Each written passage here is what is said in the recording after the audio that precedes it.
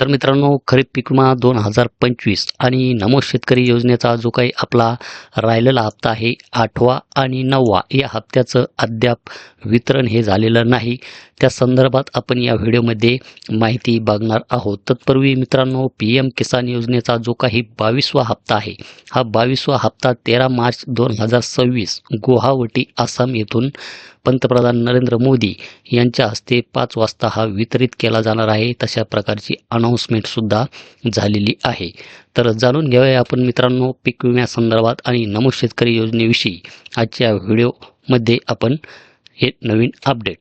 तर मित्रांनो, पुण्यनगरी पेपरमधील हे अपडेट आपण येथे पाहू शकतात की शेतकऱ्यांना आठवडाभरात मिळणार पीक विम्याचा लाभ. जिल्ह्यातील 6 लाखावर विमाधारक. एप्रिलमध्ये प्रत्येकी 6,000 सन्मान निधीचेही वाटप. तर हे जे काय आहे बातमी ही छत्रपती संभाजीनगर जिल्ह्यातील आहे.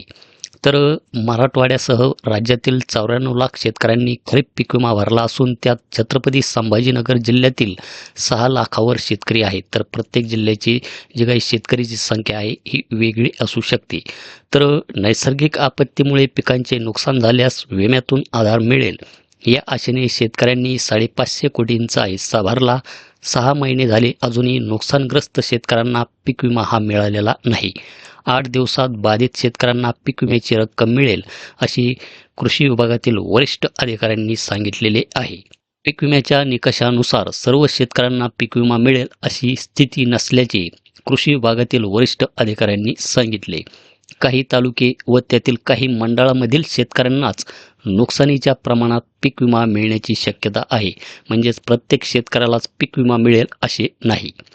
पीक कापणी प्रयोगानंतर अपेक्षित उत्पन्न व उंबरठा उत्पन्न यातून झालेल्या नुकसानीची माहिती राज्य शासनाकडून केंद्र शासनाला पाठविण्यात आली आहे.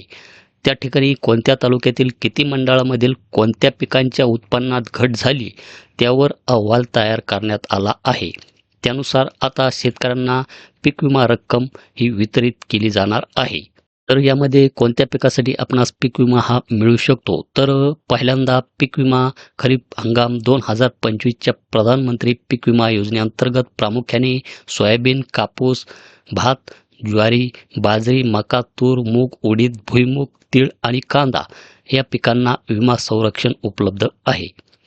तूर व कापूस या पिकांचे पीक कापणी प्रयोग आणि त्याचा अहवाल अजूनही शासनाला गेलेला नाही. त्यामुळे या 2 पिकांचा विमा मिळायला एप्रिल महिना हा उजाडणार आहे. तत्पूर्वी भात, ज्वारी, मका, बाजरी, मूग, सोयाबीन, उडीद, भुईमूग, तीळ व कांदा या पिकांचा विमा शेतकऱ्यांना मिळणार आहे. तर राज्यातील 94 लाख शेतकरी सन्मान निधीच्या प्रतीक्षेत असून त्यांना केंद्राकडून 1 आणि राज्य सरकारकडून 2 हप्त्यांची प्रतीक्षा आहे. एप्रिलमध्ये त्या शेतकऱ्यांना प्रत्येकी 6,000 रुपये मिळू शकतात असेही कृषी अधिकाऱ्यांना सांगितलेले आहे. सध्या ॲग्रिस्टेकद्वारे शेतकऱ्यांची माहिती एकत्रित केली जात असून त्यातून पात्र अपात्र शेतकऱ्यांची नावे वगळण्याची कार्यवाही सुरू असल्याचेही अधिकाऱ्यांनी सांगितले. त्यामुळे या हप्त्यासाठी विलंब हा झालेला आहे. तर PM किसान योजनेचा 22वा हप्ता 13 मार्च रोजी शेतकऱ्यांच्या बँक खात्यामध्ये जमा केला जाणार आहे. त्याचप्रमाणे नमो शेतकरी योजनेचा जो काही राहिलेला आपला हप्ता आहे 8वा आणि 9वा हा एकत्रित पुढील महिन्यात हा आपणास वितरित केला जाईल अशा प्रकारची एक नवीन अपडेट आहे. तर या संदर्भात अजूनही काही नवीन अपडेट आले तर आपणास आपल्या चॅनलच्या माध्यमातून सुद्धा कळविण्यात येईल. तर हे होतं एक नवीन अपडेट. धन्यवाद.